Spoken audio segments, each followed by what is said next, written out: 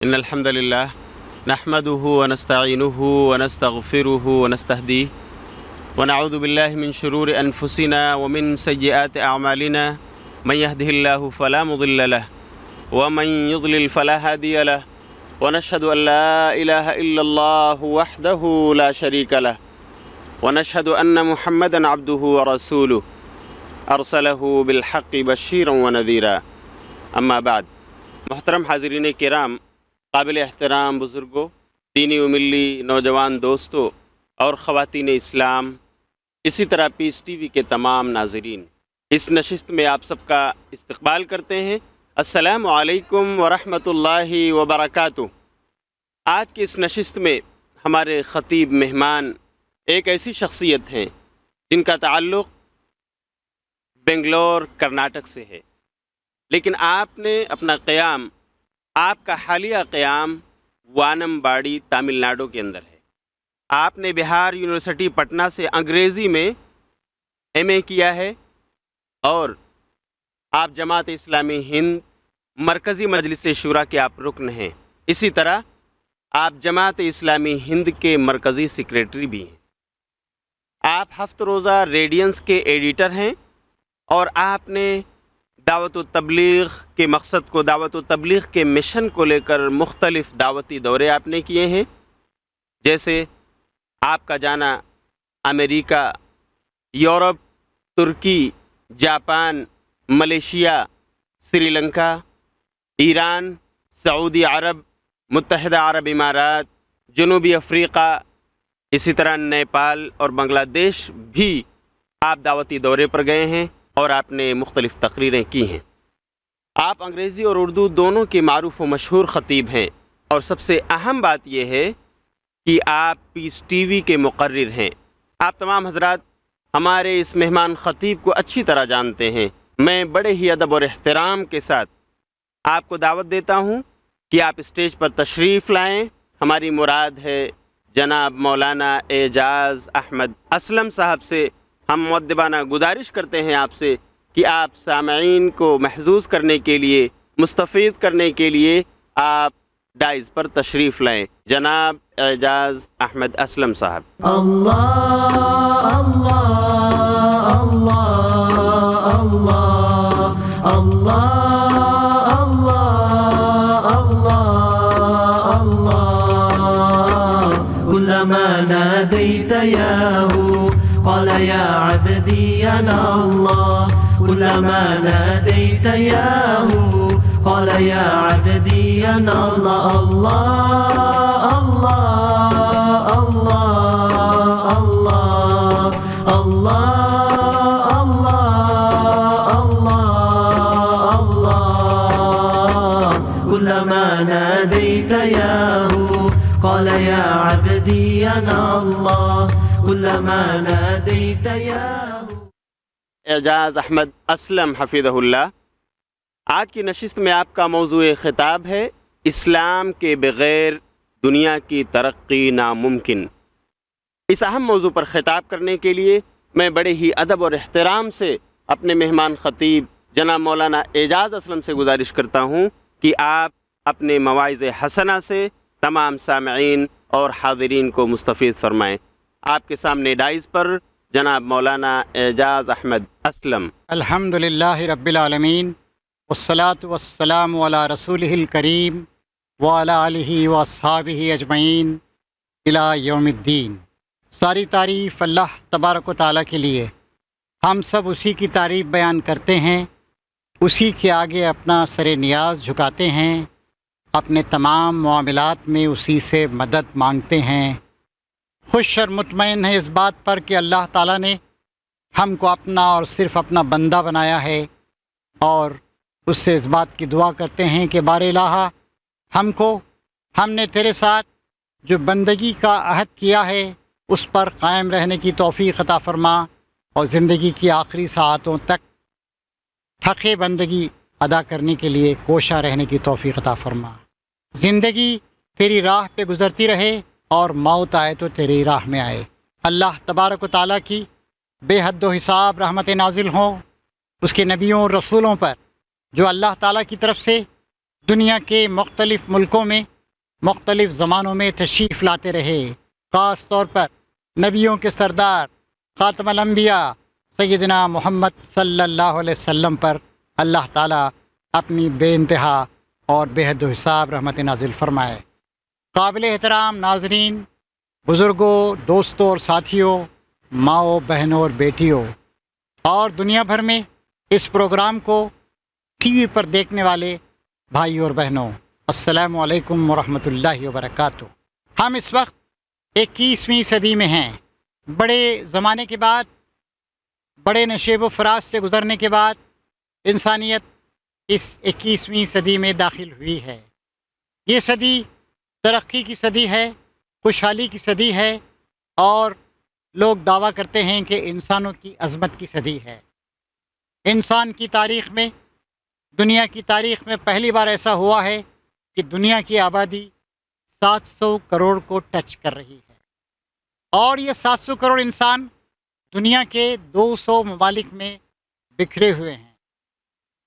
اقوام متحدہ United nations, اس کے ممبرز کی تعداد اس وقت 193 ہے، اور اللہ تعالیٰ کا شکر ہے کہ اللہ کا نام لینے والے، اللہ کے رسول سے محبت کرنے والے، اسلام کا دم بھرنے والے، وہ بھی اس وقت اس کرۂ ارض پر، گلوب پر تقریباً 25%، یعنی 175 کروڑ ہیں۔ دنیا دعوے کر رہی ہے کہ وہ کافی ترقی کر گئی ہے، اور واقعی دنیا نے بہت سارے معاملات میں ترقی کی ہے، اس کام کو اقرار کرنا پڑتا ہے۔ پوری دنیا ایک گلوبل ولیج میں، ایک عالمی دیہات میں تبدیل ہو گئی ہے۔ سفر کی بڑی سہولتیں حاصل ہو گئی ہیں۔ آج کمیونیکیشنز، ذرائع ابلاغ بہت زیادہ ڈیولپ ہو گئے ہیں۔ دنیا میں جو بھی تبدیلیاں آتی ہیں اور جو بھی واقعات ہوتے ہیں، ہم اسی دن انہیں دیکھ لیتے ہیں، بلکہ جس وقت وہ واقعات رونما ہوتے ہیں، وقوع پذیر ہوتے ہیں، اسی وقت دیکھ لیتے ہیں۔ انسانوں نے زمینوں ہی کو نہیں بلکہ سمندروں کو بھی کھنگال ڈالا ہے۔ پہاڑوں کی چوٹیوں پر وہ پہنچ گئے ہیں، اور اس بات کا دعویٰ کر رہے ہیں کہ اب ہم زمین کے بعد کائنات کی تسخیر کی طرف بھی جا رہے ہیں۔ حالانکہ کائنات بہت لمبی چوڑی چیز، ابھی انسان چند بار بس چاند کی سیر کر کے آیا ہے، دیگر سیاروں تک ابھی وہ پہنچ نہیں سکا ہے۔ بہرحال انسان اب ہمت سے کام لے رہا ہے، اور وہ یہ محسوس کر رہا ہے کہ میں نے بہت کچھ حاصل کر لیا ہے۔ لیکن دوسری طرف ہم دیکھتے ہیں کہ ایک طرف خوشحالی ہے، ایک طرف سائنس کی ترقی ہے، ایک طرف علم ایکسپینڈ ہوتا جا رہا ہے، اور فرونٹیئرس آف نالج، یعنی علم کی سرحدیں وسیع سے وسیع تر ہوتی جا رہی ہیں، لیکن ساتھ ساتھ انسان بہت سارے مسائل کا بھی شکار۔ آئیے ہم سب سے پہلے پازیٹیو چیزوں پر، یعنی جو مثبت چیزیں ہیں ان پر غور کریں۔ مثال کے طور پر آج انسان کی نالج، انسان کی معلومات بڑھتی جا رہی ہیں، اور کہتے ہیں کہ نالج از پاور۔ انسان کا جب علم محدود تھا تو وہ زمین کے بہت کم حصوں کو کنٹرول کر پاتا تھا، لیکن اب انسان کا علم بہت زیادہ وسیع ہو گیا ہے، اور اس نالج کے ذریعے سے، ان معلومات کے ذریعے سے، ٹیکنیکل نالج کے ذریعے سے، سائنٹیفک ڈیولپمنٹ کے ذریعے سے وہ زمین کو کنٹرول کرنے کی بہت بڑے پیمانے پر کوشش کر رہا ہے۔ مثال کے طور پر آج یہ ہماری زمین، انسان جانتا ہے اس زمین کو انسان خلا میں جا کر، اسپیس میں جا کر یا چاند پر جا کر دیکھتا ہے، اس کی تصویروں کو ہمارے سامنے پیش کرتا ہے۔ اسی طریقے سے آپ روزانہ اخبارات پہ دیکھتے ہیں کہ ویدر کے بارے میں، یعنی کہ موسم کے بارے میں اوپر سے تصویریں سیٹلائٹ سے لی جاتی۔ سیٹلائٹ تقریباً 25-30 ہزار کلومیٹر کی اونچائی پر ہیں، جیو اسٹیشنری ہیں، یعنی کہ وہ زمین کے ساتھ ساتھ گھوم رہے ہیں، زمین جوں جوں گھوم رہی ہے گھوم رہے ہیں۔ وہاں سے تصویریں ہمارے سامنے لی جاتی ہیں، اور ہمیں بتایا جاتا ہے کہ زمین پر کہاں بادل جمع ہیں، کہاں پر بادلوں میں سائیکلون پیدا ہو گیا ہے، کہاں پر دھوپ چمک رہی ہے۔ یہ ساری کی ساری چیزیں ہم اپنی آنکھوں سے دیکھتے ہیں۔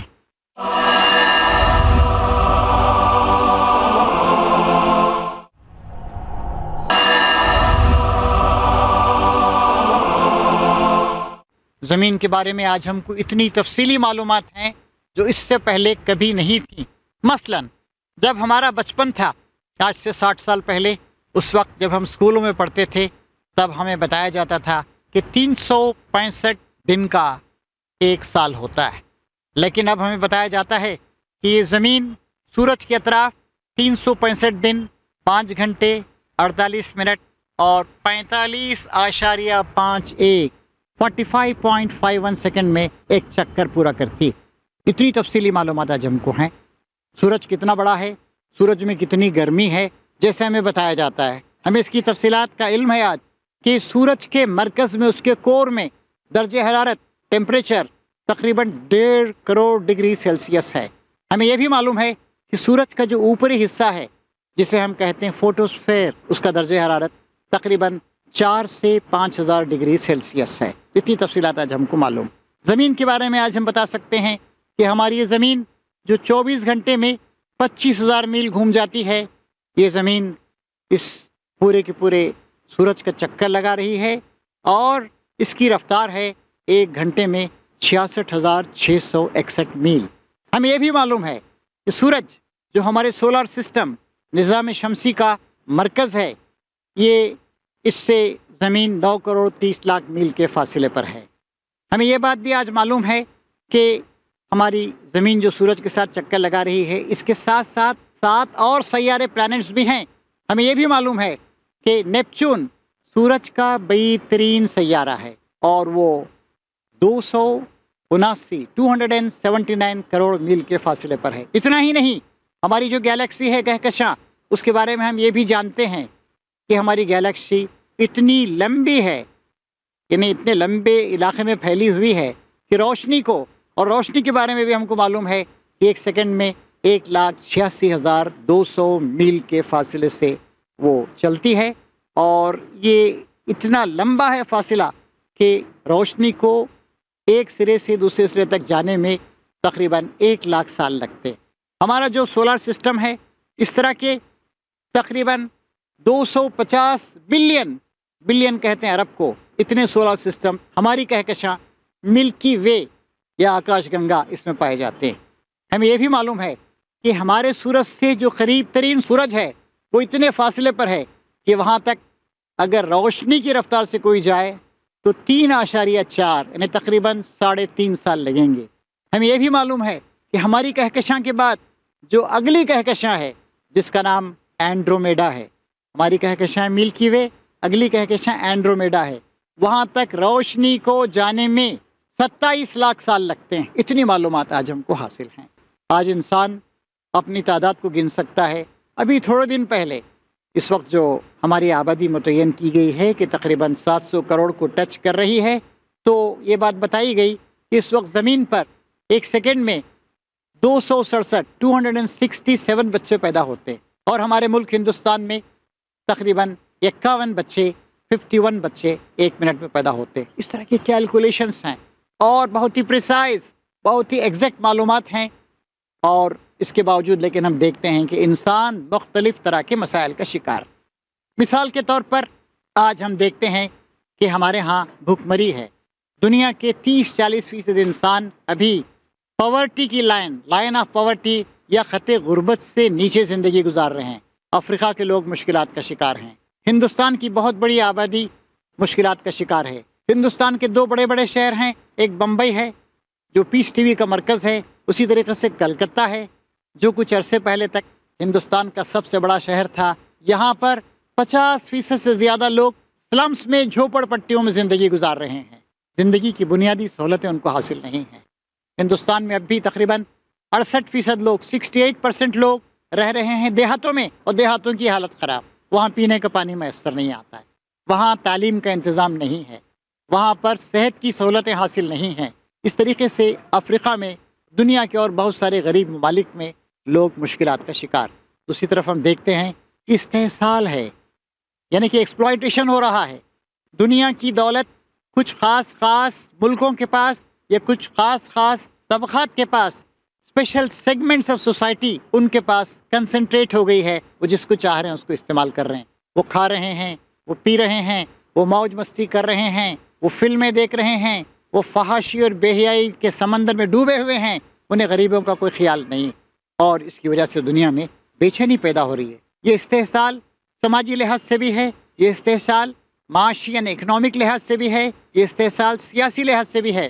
پھر ہم دیکھتے ہیں کہ دنیا میں مختلف طرح کی جنگیں ہو رہے ہیں، حالانکہ دوسری طرف ہم دیکھتے ہیں کہ انسان کو اللہ تعالیٰ نے جو صلاحیت دی ہے، اس نے جو خود اپنے بدن کا، اپنے جسم کا اس نے مطالعہ کیا ہے، اور بیماریوں سے لڑنے کی جو طاقت اس کو اللہ تعالیٰ نے دی ہے۔ اور مجھے اس جگہ ایک بات یاد آتی ہے، مخبر صادق نبی کریم صلی اللہ علیہ وسلم نے فرمایا تھا، اللہ تعالیٰ جب کسی بیماری کو زمین پہ بھیجتا ہے تو اس سے پہلے اس کے علاج کو زمین پہ نازل کر دیتا ہے۔